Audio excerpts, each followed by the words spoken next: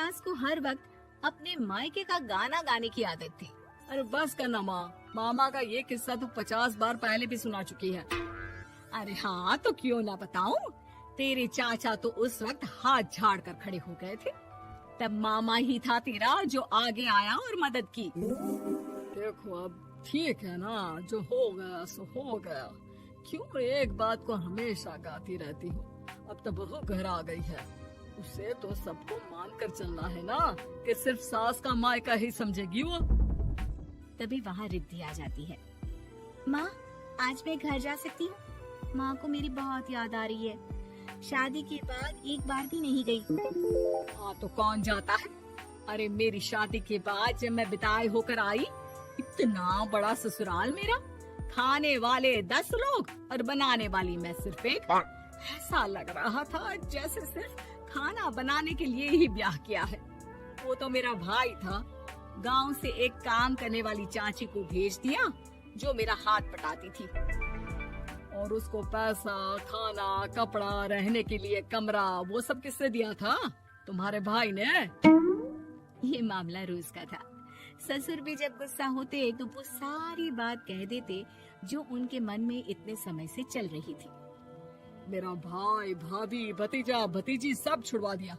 मैंने जीवन भर सिर्फ तुम्हारे परिवार वालों से निभाया, लेकिन अब भी चैन नहीं है तुमको। बहू के सामने सास को लगा कि उसकी बेइज्जती हो रही है। अब सुन बहू, अपने कमरे में जा, कहीं नहीं जाना मायके वायके। घर का काम कौन करेगा? पड़ोसन। बहू समझ जाती है मामला गर्म चल रहा है। कमरे में जाने में ही भलाई है। कमरे में क्या है? तुम्हारी माँ हर वक्त चिक चिक चिक चिक करती रहती है। कल ताई मिली थी तुम्हारी मुझे, लेकिन मजाल है सासू माँ की उन्होंने एक बुराई की हो, लेकिन सासू माँ हाँ, जब देखो तब ससुराल के लोगों की बुराई करती रहती है। बेचारे पापा जी कितना मिस करते हैं अपने घर वालों को। मेरा तो बड़ा मन करता है कि ताऊ जी, चाचा जी और सब मिलकर रहे, ना साथ रहे लेकिन आना जाना तो ठीक से रखे। हिंदुस्तान और पाकिस्तान एक हो सकता है, लेकिन चाचा और ताऊ के परिवार के साथ हम लोगों का मिलन ना जी ना, कभी नहीं हो सकता। ये बात है। देखिए मेरे साथ ना ज्यादा चैलेंज मत करिएगा। ऐसा कोई काम नहीं है जो मैं नहीं कर सकती। ससुर जी जो कि बहू की बात सुन रहे थे सामने आ जाते हैं। अरे बेटा, तू ये कर सकती है तो प्लीज मेरा परिवार किसी तरह मुझसे मिलवा दे।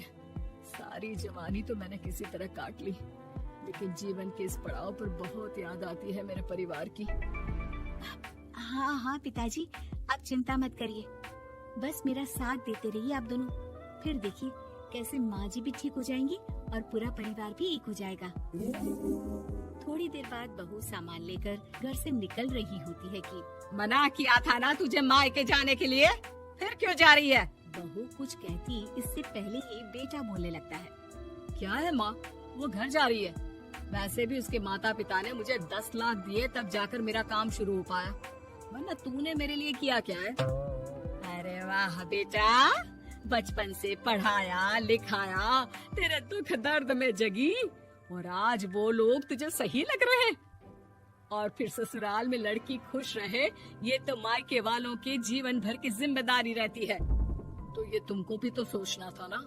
ताऊ जी ने पापा को पढ़ाया लिखाया, जब तुम नहीं आई थी तो पापा के लिए ताई जी ने पापा की माँ की तरह देखभाल की। अब बोलिए। अरे तू कुछ नहीं जानता बेटा, तेरे पापा को सब पता है, तभी वो उन लोगों से वास्ता नहीं रखते। मैं उन लोगों को जानता हूँ, लेकिन मैं तुम्हें नहीं जानता कि तुम्हारे मन के लायक काम नहीं हुआ तो तुम घर की शांति बर्बाद कर दोगी। सास जोर जोर से चिल्लाने लगती है।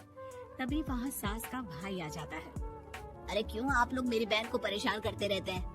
पहले ये जीजा कम थे, जब बहू भी आ गई। बहन, मैंने तो 30 साल पहले ही बोला था, अपना हिस्सा ले और छोड़ इन लोगों को, चल अपने साथ। बहू समझ जाती है कि मामा ससुर की नजर किस पर है। देखा, तुम लोग मुझे अकेला मत समझना, मेरा भाई खड़ा है आज भी मेरे लिए। बहू मायके जाती है और आते वक्त साथ में एक नौकरानी ले आती है। अरे बहू, कुछ खाने को दे दे। अरे आंटी, क्यों भाभी को परेशान करती रहती हो?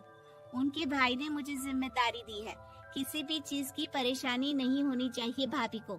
जो चाहिए मुझे बोलने का।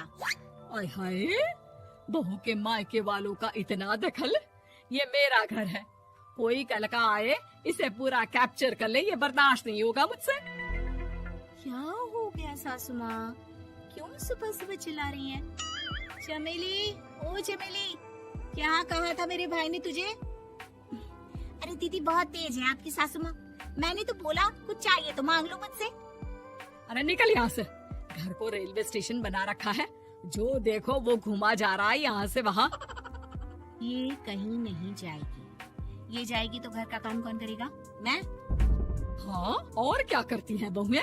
घर का काम ही तो करती है, इसमें नया क्या है? तभी वहाँ ससुर जी आ जाते हैं। हाँ, तो यही बात तो तुम्हें भी समझनी चाहिए थी ना। आज बहू के मायके से नौकर आ गया तो तुम्हें बुरा लग रहा है? अरे तो उस वक्त गर्मा गर्म खाना तो सबने खाया ना। ऐसा तो नहीं है कि मेरे मायके का नौकर था तो सिर्फ मेरे लिए बनाता था। अरे निकालो इसे, फिलहाल बाद में बात करती हूँ। सास का गुस्सा जोर से नौकरानी पर फूटता है। तभी वहाँ बेटा सामान के साथ आकर खड़ा हो जाता है। चलो रिद्धी, तुम ठीक बोलती हो। मेरी माँ को तो हम लोगों की कोई फिक्र है ही नहीं, ये तो सारा दिन सिर्फ अपने बारे में सोचती है। और देखिए, मैं अब से कह रही हूँ कि अब से इस घर की तरफ आपको देखना भी नहीं है। नहीं आना आज के बाद इन लोगों से मिलने। हाँ, बस कभी कभी दिन में 2 बार मिलने आ जाओ। नहीं, बिल्कुल नहीं। ससुर झूठा नाटक करते हुए। मेरी बीवी ने मुझे मेरे ही परिवार से दूर कर दिया, आज बहू मेरा इकलौता बेटा दूर कर रही है। हाय, कैसे जीऊंगा मैं? वाह, वो भाई जो आपको बेटे की तरह मानता था, उन्हें छोड़ने में तो दुख नहीं हुआ। आज खुद का बेटा छोड़कर जा रहा है तो कैसे जीऊंगा? बड़े आए। अब सास समझ चुकी थी कि उससे गलती क्या हुई है। मुझे माफ कर दे बहू। अब मेरी समझ में आ गया कि अपनों से दूर कर बीवियां पति का भला नहीं बल्कि उन्हें जीवन में अकेला कर रही है। मुझे माफ कर दे, मैं अब सबसे माफी मांग लूंगी। ससुर जी दूर से बहू को थम्स अप दिखाते हैं।